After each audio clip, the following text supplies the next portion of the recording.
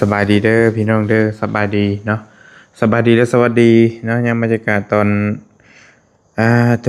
ดึกๆแล้วได้มื้อนี้พี่น้องเนาะบอลลี่มานั่งอยู่เฮือนอยู่ซ่านพี่น้องเนาะก็มีหลายเรื่องหลายราวพี่น้องสิมาคุยกันมาแจ้งพี่แจ้งน้องเนาะมาพูดมาคุยกันในคลิปนี้พี่น้องเนาะเป็นช่องของบอลลี่สะพานบุญชาแนลได้พี่น้องเด้อเป็นช่องสำรองของบอลลี่เองนะพี่น้องเนาะบอลลี่ก็ อ่าลงไปลงคลิปไปเอ่อ2-3 มื้อแล้วมั้งตั้งแต่ถ่ายน้องยูริเพิ่นมื้อน่ะเนาะส่องสำรองบอดี้ก็ลงแน่บ่ลงแน่แต่ว่าก็ใช้งานคือเก่าพี่น้องเนาะส่วนหลายก็สิลงช่องหลักถ้าเฮามีคลิปหลายเฮาก็ลงช่องสำรองถ้ามีคลิปน้อยก็ลงแต่ช่องหลักคือช่องบอดี้สายบุญเนาะมื้อนี้เฮาสิมาคุยกัน หลายเรื่องหลายเล่าวพี่น้องบอลลี่ขออนุญาตนั่งอยู่โซฟานี่อยู่ในเฮือนเนาะมาคุยเรื่องเรื่องน้องพรในแล้วก็เรื่องน้องเดิมเรื่องพี่น้องลาวใต้เฮานี่เนาะพี่น้องเนาะหลายเรื่องหลายราวขออนุญาตเว้าเรื่องน้องพรเลยก็แล้วกันเนาะเข้าเรื่องเลยพี่น้องบ่พูดพร่ำทำเพลงเนาะคือมื้อนี้บอลลี่เนาะมาถือว่ามาแจ้งข่าวดีเนาะทางน้องพรก็ว่าได้หรือว่าแจ้งข่าวดีทาง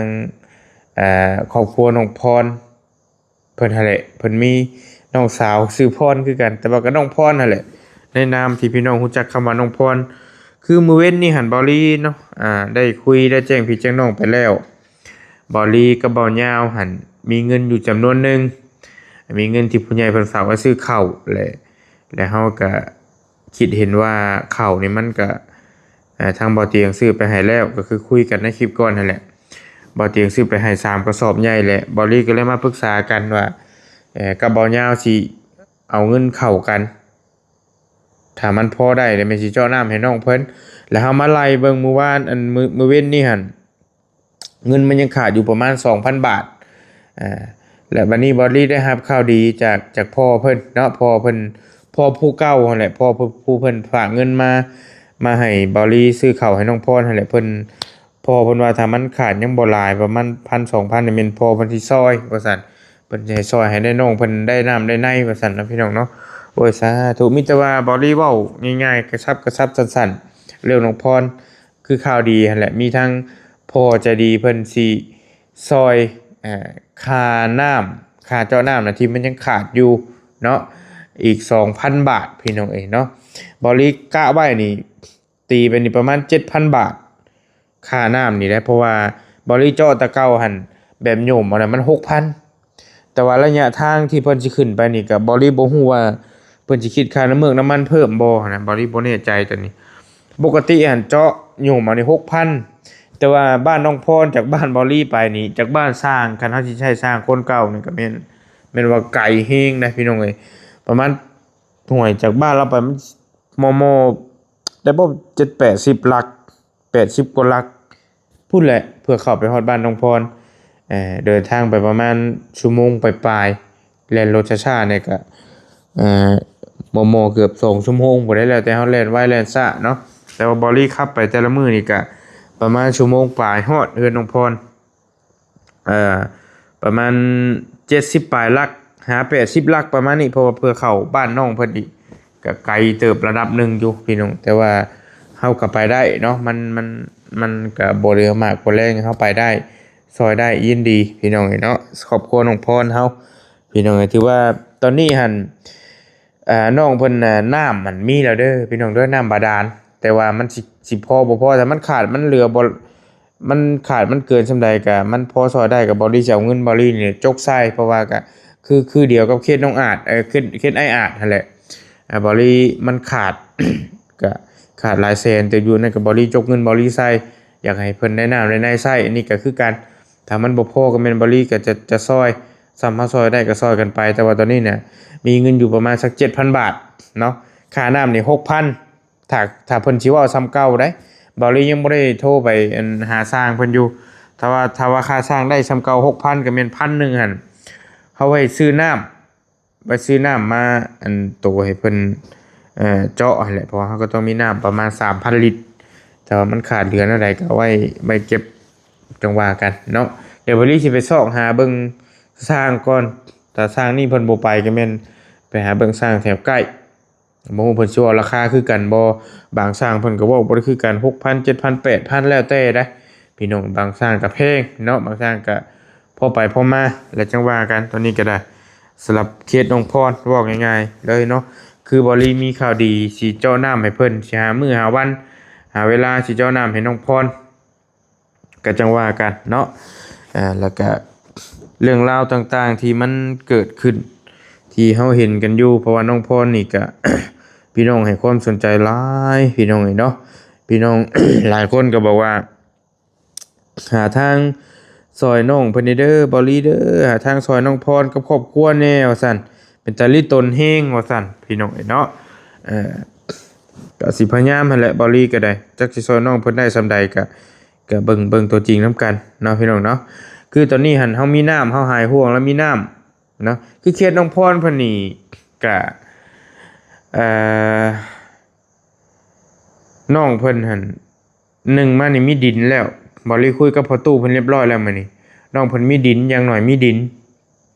พ่อตู้เราสิแบ่งให้บ่ได้ย่างเบิ่งกับพ่อตู้แล้วมื้อนี้ก็กว้างเติบดินน้องเพิ่นอ่ากับสองมามีเสาเฮือนน่ะมีแล้ว9ต้นมีเสา9ต้นเนาะน้องพรนี่มีเสา9ต้นแล้วก็เอ่อแนวอื่นบ่ได้ยังบ่ได้ถามพอแล้วคักว่ามีระบอเสาอันนี้ตัวนี้นะบ่มั่นใจว่าเพิ่นมีระบอจังใดตัวนี้ก็ได้แนวอื่นนอกจากเสาหั่นนะ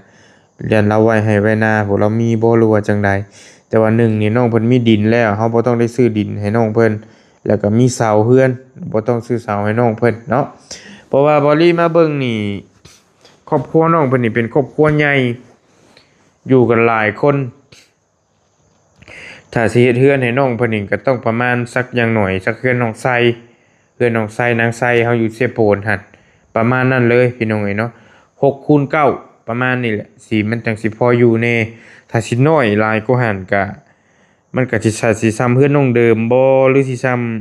ำเฮือนน้องเอ็ดเฮือนเอ่อ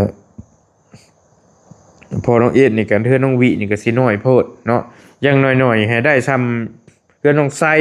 เฮือนน้องน้ำไปพี่น้องประมาณนั้นเลยมันจังสิพออยู่แน่เนาะเฮือนน้องไสเฮานี่ก็ใหญ่เติบน้องน้ำนี่แหละประมาณนั้นแหละเพราะว่าน้องน้ำก็ครอบครัวใหญ่พออยู่ได้พอโอเคได้แหละพี่น้องเนาะแต่ว่าค่าค่าสร้างทั้งนี้นี่ก็บ่ได้ยังบ่เคยจ้างจักเทื่อสิให้เพิ่นเฮ็ดเฮือนใหม่ให้นะยังบ่เคยจ้างว่ามันถูกมันแพงส่ำใดแต่ว่าอยู่เซโปนเฮาก็ฮู้แล้ว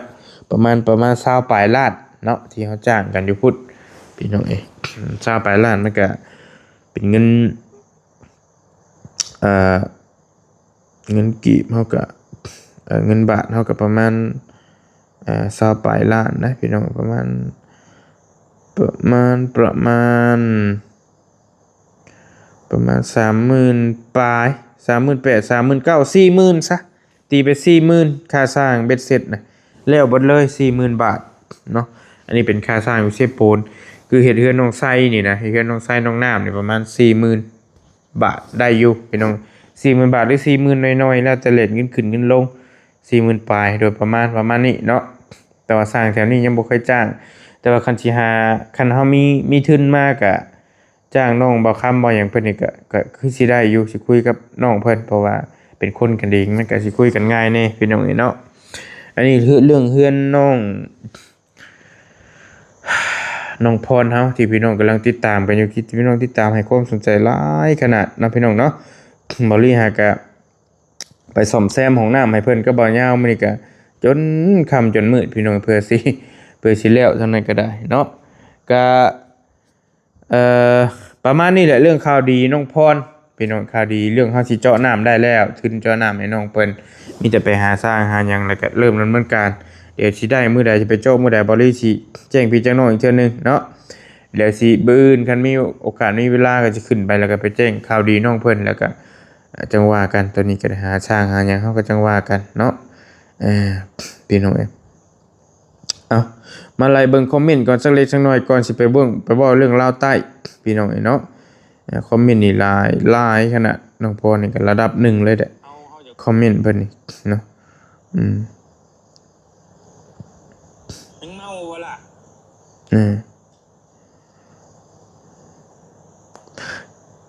เคที่นี้เชียร์ทีมงานลุ้นขอให้มีข่าวดีไวๆเนาะเห็นน้องพรกล่าวผมทรงนี้นึกถึงนางเอกละครเรื่องหนึ่งที่ชื่อทองกาวพระเอกชื่อไอ้คล้าวบอกอย่างนี้ใบหน้านางพรสวยเกิดเมนอยู่เลยพี่น้องเนาะผมน้องเพิ่นนี่มันก็เมนอยู่เพิ่นทรงผมเพิ่นนี่มันเหมือนว่าใดว่าหนึ่งอยู่เออคือนางเอกก็จังว่ากันดอกนี่ก็เบาลีหาทางช่วยเหลือน้องบ้างน่าสงสารมากพี่น้องสงสารนี่หลายเนาะหลายมีแต่สงสารน้องพรเท่านี้ณตอนนี้พี่น้องสงสารเฮงเนาะดูและติดตามของสายบุญทุกคนที่มาถ่ายหนูพรจริงดังที่พี่น้องน้าอาป้าลุงคอมเมนต์ดูนางพรใส่ซื่อจริงๆไม่น่าจะผิดหวังนะที่ติดตามหนูนะลูกนะรักษาไว้นะทุกสิ่งก็ชวนเขียนยาวเติบนี่ก็ได้เนาะกะอันคลิปนี้บอลลี่มาแจ้งข่าวดีน้องเพิ่นละกะให้เพิ่นเลือกเงิน 3,000 บาท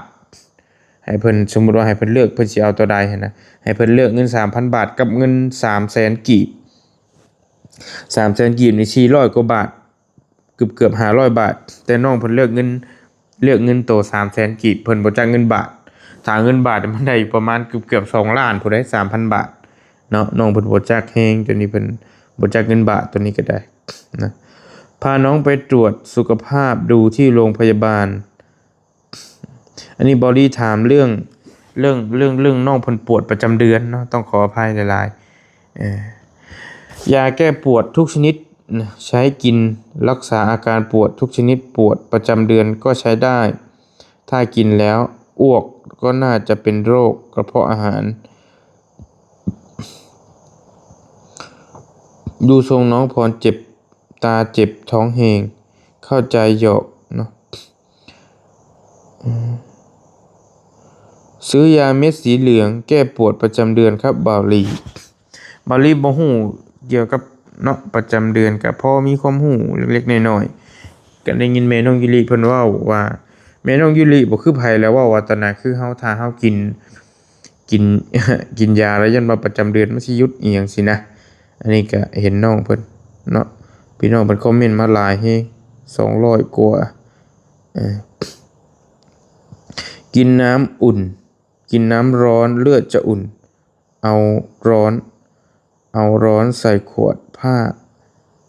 ห่อประกบจะดีขึ้น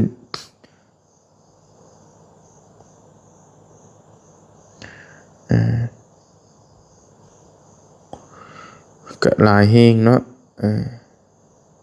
เลือดไม่ดีเลยปวดก็ต้องเคยปวดกินแก้ปวดกินน้ำร้อน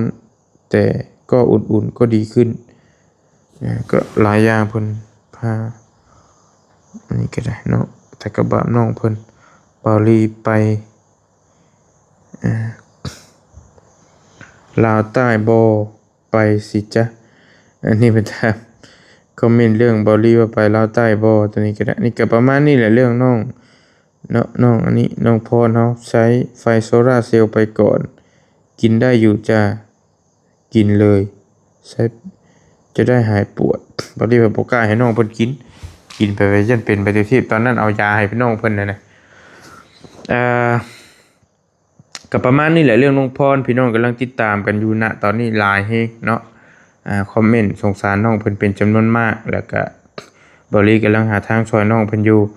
แล้วก็เฮาได้รับข่าวดีเรื่องนึงแล้วคือน้องเพิ่นสิได้น้ำเนาะเรื่องเฮือนเรื่องซ่านเรื่องพื้นเรื่องไฟน่ะจังว่ากันส่วนน้องเพิ่นนี่ตอนคุยกับบอลี่หั่นก็ถามว่าแนมจำเป็นมันก็หลายอยู่หั่นแหละแต่ว่าน้องเพิ่นก็ว่าเรื่องไฟนี่ก็จำเป็นระดับหนึ่งเพราะว่าน้องเพิ่นว่ามันมืดเฮือนไม่ตู้ก็บ่มีไฟถ้าลงไฟให้น่ะมันก็แจ้งน่ะมันก็โอเคอยู่เพิ่นว่าเนาะถามเรื่อง เรื่องจำเป็นนะกับเรื่องกับเขา น้องเพิ่นอยากได้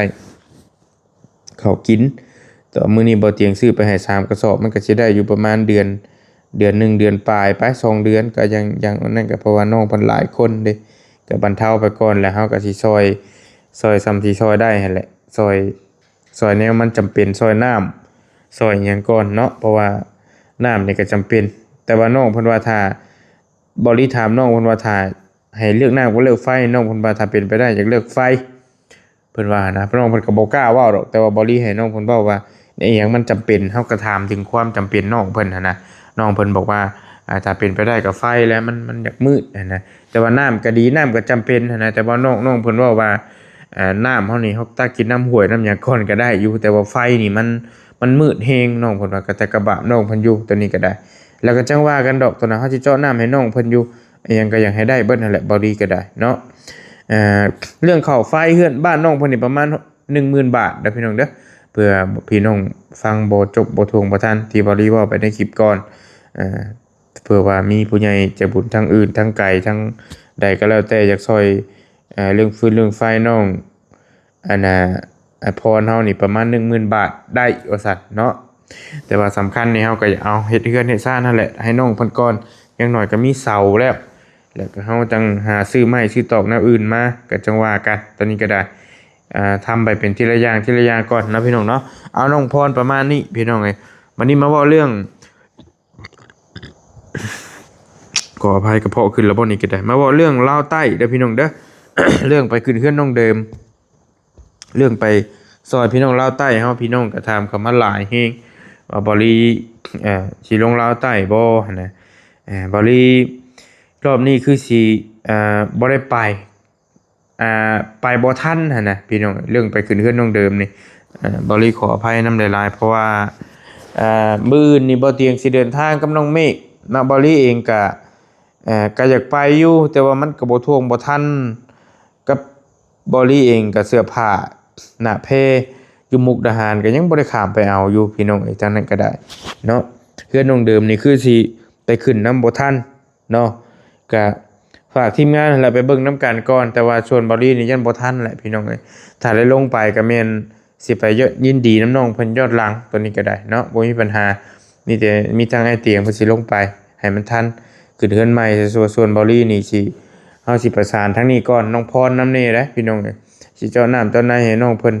สิประสานทั้งนี้ถ้าว่าได้ลงไปก็จังได๋ก็จังว่ากันเฮือนน้องเดิมนี่เนาะพี่น้องเพราะว่าบอดี้ก็หาก็ขึ้นมา ไอ้เตียงเพิ่นบ่ได้ไปโดนเติมแล้วเพิ่นอยู่บ้านแต่ก็ให้เปลี่ยนให้เพิ่นลงไปแทนเนาะบ่รีก็สิเคลียร์งานทางนี้เนาะเพราะน้องพ่อน้องหยังนี่ก็พี่น้องกำลังติดตามบอกว่าอย่านี่น้องเด้อว่าซั่นช่วยดันน้องช่วยหาวิธีช่วยน้องแน่บ่รีก็สิช่วยทางนี้ถ้ามีโอกาสมีจังใดก็จังสิลงไปน้ำหลักแนวใดก็จังว่ากันสิแจ้งพี่แจ้งน้องประมาณนั้นเรื่องช่วยพี่น้องเรื่องไปลาวใต้เฮาบ่รีคือสิบ่ทันเด้อพี่น้องเด้อไปกับน้องเดิม เงินช่วยเหลือน้องเดิมน้ำบอรี่ตัวนี้ยังเหลือ900,000 กีบยังเหลือ900,000 กีบที่เงินผู้ใหญ่ใจดีทั้งบอเชียงเพิ่นให้บอรี่ตัวนั้นเลย5 ล้านบอรี่เหลืออยู่900,000 กีบพี่น้องเอ้ยเบิ่งสิไล่เบิ่งเป็นเงินบาทเท่าใดประมาณ1,400ได้บ่โอเค1,400ปะ1,400ตีไป1,400น้อยๆเกือบ1,500พี่น้องเนาะ1,400หรือว่า900,000 กีบกับบริสิเก็บไว้ซอยน้องเพิ่นแหละแล้วมันจังได๋ก็จังว่ากันเพราะว่าเฮือนน้องเดิมนี่ก็ห้องน้ำก็บ่ทันมีเทพื้นก็บ่ทันมีแนวใดก็จังว่ากันเนาะกับบริมีผู้ใหญ่ใจดีทั้งแม่ใจดีเพิ่นฝากเงินไว้ให้บริ 3,000 บาทให้ซื้อข้าวไปให้ทางบ้านพุ่นละบ้านดงบนเนาะอยู่แขวงสารวัตรบุไปซื้อไปให้เอื้อยผู้พิการหั่นน่ะพี่น้องแต่ว่าบอลี่ว่าสิไปรอบที่แล้วก็ไปบ่ท่วงบ่ทันทางนั้นก็ได้เนาะนั่นแหละก็จังว่ากันบอลี่ก็สิเก็บไว้นี่แหละก่อนถ้าได้มีโอกาสลงไปก็แม่นสิไปจัดการให้นั่นแหละก็จังว่ากันเนาะแจ้งพี่น้องประมาณนี้พี่น้องเอ้ยแจ้งเรื่องน้องพรข่าวดีน้องพรแล้วก็เรื่องลงไปลาวใต้บอลี่บ่ได้ลงไปเนาะพี่น้องเนาะบ่ได้ลงไปขึ้นใหม่น้ำน้องเดิมนะไปบ่ทันว่าซั่นซะพี่น้องมันก็กระทันหันกระชั้นชิดเนี่ย ถ้าถามว่าไปได้บ่อื่นเลยก็มันก็คือสิว่า มันคือสิไหวโพดเพราะว่าบริก็ยังบ่ทันได้เตรียมการหยังเลยหันน่ะเสื้อผ้าหน้าแพรก็ยังบ่ทันได้ไปเอา มีผู้ใหญ่ใจดีเพิ่นฝากไว้อยู่สวนแม่วันพุยังบ่ได้ไปเอาอยู่พี่น้องเอ้ยมีโอกาสก็จังสิไปก็สิเก็บงานเก็บเวียกเก็บงานทั้งนี้แหละท่าเนาะประมาณนี้แหละบอลลี่ก็สิขอไปพักไปผ่อนก่อนเมื่อยแล้วพี่น้องเอ้ยมาแจ้งข่าวพี่น้องสั้นๆประมาณนี้เรื่องน้องพรเรื่องพี่น้องลาวใต้เฮาเนาะได้ๆก็จังว่ากันประสานงานกันอยู่กับบ่เจ็บกับทีมงานเบิดทุกคนนั่นแหละบ่เจ็บบ่นงบ่ตูนเนาะบ่โกเพราะว่ามีกลุ่มคุยกันอยู่ท่านั้นก็ได้ให้ทีมงานทั้งนั้นเบิ่งท่าประสานท่ามีหยังก็มีหยังอยากซอยพี่น้องลาวใต้ถ้าติดต่อทางทีมงานพุ่นบ่ได้ก็ติดต่อหาบอลลี่ก็ได้บอลลี่สิประสานหาเพิ่นตืมเนาะตอนนี้บ่มีปัญหาตอนนี้พี่น้องถ้าอยากซอยเขตลาวใต้เฮาทางใดก็ได้แต่ว่าตอนนี้บอลลี่สิซอยดันเขตน้องพรเฮาก่อนเนาะพี่น้องหลายคนก็เป็นห่วงอยากให้น้องเพิ่นประสบความสำเร็จเนาะให้มีคือบ้านคือเมืองหมู่ว่าซั่นให้ได้เฮือนได้ซ่านให้ได้น้ำได้ในได้พื้นได้ไฟอยู่เนาะอยู่ดีมีแฮงโชคมาร่ำรวยขอบมกขอบใจหลายๆเนาะพ่อแม่พี่น้องเบ่ทุกคนที่เข้ามาติดตามแล้วก็ขอบมกขอบใจเนาะที่ขาดไปบ่ได้เป็นพ่อใจดีอยู่ทางต่างประเทศเพิ่นฝากเงินมาซอยน้องพรเนาะสิเจาะน้ำให้น้องเพิ่นเนาะให้พ่ออยู่ดีมีแฮงให้โชคให้มานให้ร่ำให้รวยเด้อพ่อเด้อให้โชคให้มานให้เฮงๆปังๆปรารถนาสิ่งใดก็ให้ได้สิ่งนั้นสมความมุ่งมั่นปรารถนาเนาะแล้วก็ขอบมกขอบใจขอบบุญขอบคุณหลายๆทั้งเมย์จะดีทั้งสองบ่อเชียงที่เพิ่นซอยน้องเดิมแล้วก็เมย์จะดีที่เพิ่นซอยเหลือพี่น้องทางลาวใต้เฮาอีกทานหนึ่งกับเพิ่นซอยประจำแม่เพิ่นฝากเงินมาเทื่อละ1,000 บาท 2,000 3,000แล้วแต่เพิ่นซอยให้บอลลี่ไปซื้อข้าวให้หลายๆครอบครัวตอนนี้กับบอลลี่ยังค้างอยู่2ครอบครัวเพิ่นให้บอลลี่ไปซื้อไปให้หันนะก็แล้วจังว่ากันก็ขอขอบใจหลายๆเบิดทุกคนเนาะผู้ทั้งผู้ใหญ่ใจดีก็ให้ร่ำให้รวย